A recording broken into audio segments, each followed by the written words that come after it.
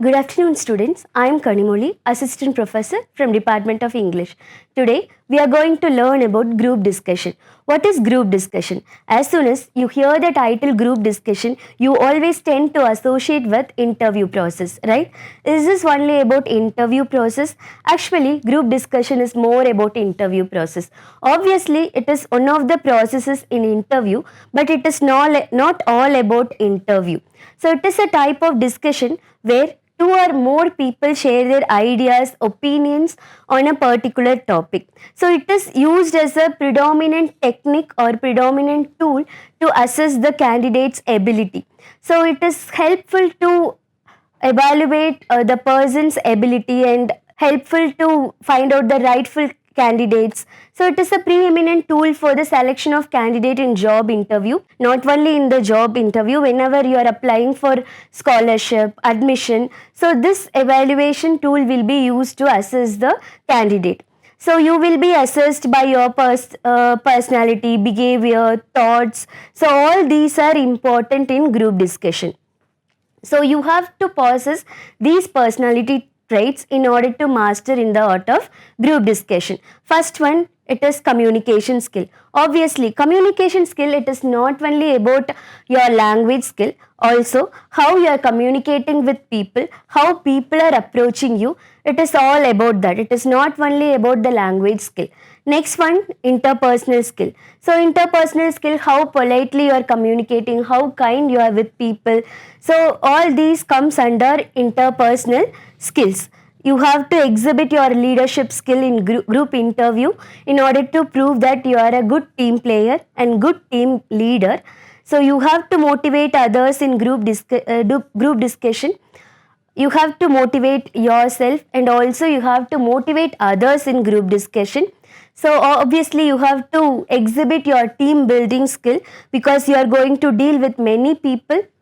It is necessary to exhibit your team building skills, your logical skills, reasoning ability, all are important. Then you have to think out of the box. Sometimes you have to think like there is no box at all. In simple words, you have to think differently, you have to think creatively.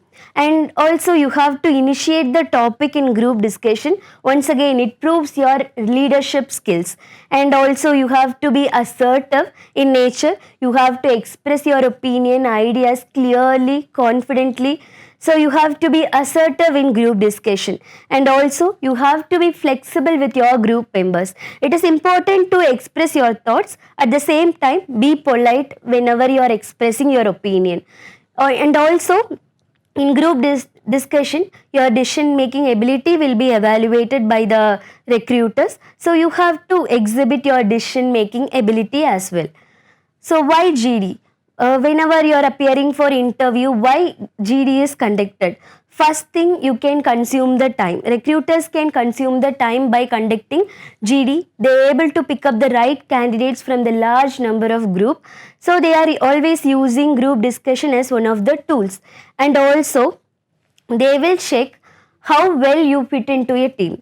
Whether you are a team member or whether you are a good team leader. So you have to exhibit your skill as a good team member as well as good team leader. Then you should know what you have to do in GD and what you are not supposed to do in GD. First thing, you have to initiate the conversation in group discussion. As I told earlier, it proves your leadership skills. At the same time, if you didn't get chance to speak first, don't be disheartened. Please wait for your turn. At the same time, whenever you are not sure about your topic, don't initiate the conversation in group discussion. So always let others speak, let them speak, and then you follow their topic. So it is more important. Be assertive. Yes, you have to express your opinions, ideas clearly and confidently. At the same time, don't be too dominator. Let others speak. Be sensible, whatever you are talking about, be sensible in expressing your ideas. Don't give excess details, so it will make other participants boring and also offended. So these are the types of group discussion. So first one, factual or topical, where the participants will be given the topic. They have to talk on that particular topic. Second one, opinion based group discussion, where participants share their opinions and thoughts or and expression on a particular topic. Third one is case study. In this type, you will be given the case study to analyze, and it can be based on the real life events or hypothetical scenarios. So you have to solve the problems in case study. Last one is abstract one. Here you will be given one particular topic or one word. You have to create the topic out of the words. So it is to check your critical thinking and creative thinking. So these are the common types of group discussion. So you may get any of the topic from this type. So avoid using following statement. Yes, in group discussion, you have to avoid using the following statement. I disagree, you are wrong, that is not true, I don't think that is correct. So you are not supposed to use all these statements, because opinions are just facts, it is not truth. For example, so opinions are not facts, time to time we change our opinion. Sharing your opinion is equally important. It doesn't mean to prove others' opinion wrong or right, because opinions are not facts. Time to time we tend to change our opinion. So even in this image, perspective of the people is different. For example, one is telling it is 4, another one is telling it is 3, but both are correct, right? So opinions are not facts. Time to time we tend to change our opinion. It is applicable for the perspective too. There is no perspective is wrong, no perspective is right. We never stick to our perspective and opinion for a long time. So respect others' perspective. Even in this image, they both are on the same bus journey, but their point of view is different, right? So for one, it is life is beautiful because he is getting beautiful scenery, whereas for another one, the scenery is not as good as the previous person. So he said, I disagree, but I respect your opinion. Yes, even when you are disagreeing people, you have to do it in a respectful manner. So you have to learn how to negate politely in group discussion. As I told earlier, opinions are not facts. Always remember this fact.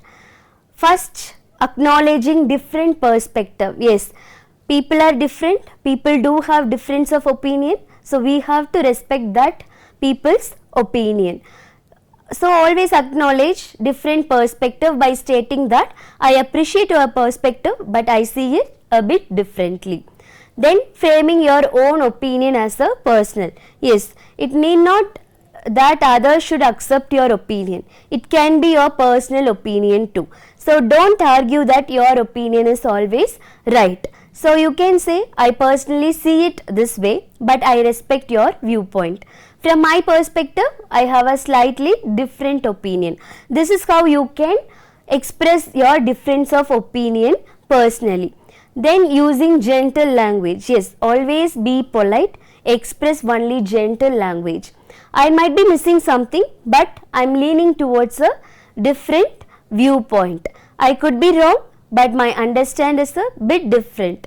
So these are the ways you can use your gentle language in order to negate politely in group discussion. So it is not necessary that you should always acknowledge others' perspective. You can disagree others' opinion too, but you have to do it in a respectful manner. So I acknowledge your viewpoint, though I have reservation about particular thing. Yeah, I agree with general idea, but I am not entirely on board with your idea.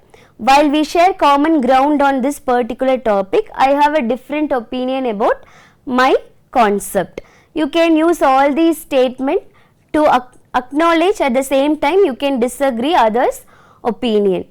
Then you can also disagree others' opinion completely using these words. I respectfully disagree because this is not my opinion. I see your point, but my perspective is bit different. While I respect your opinion, I have a different view. This is how you can disagree others' opinion politely. So why you have to negate politely in group discussion? What is the necessary? Because even in job or college, you have to deal with plenty of people. So you have to be fit into that particular team. So people should feel free to approach you. So you have to negate politely. That is important factor in group discussion. For example, it encourages open dialogue, whether it is from customer end or business service. You have to be polite so that it encourage open dialogue and it promote collaboration with your customers.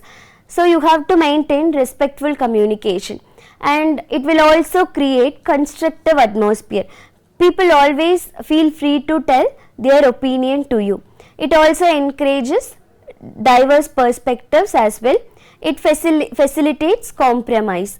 So this is why you have to be polite in group discussion. So these are the important points in group discussion. Whenever you are appearing for group discussion, always be prepared, be polite, maintain your tone politely, so that it will make you master in group discussion.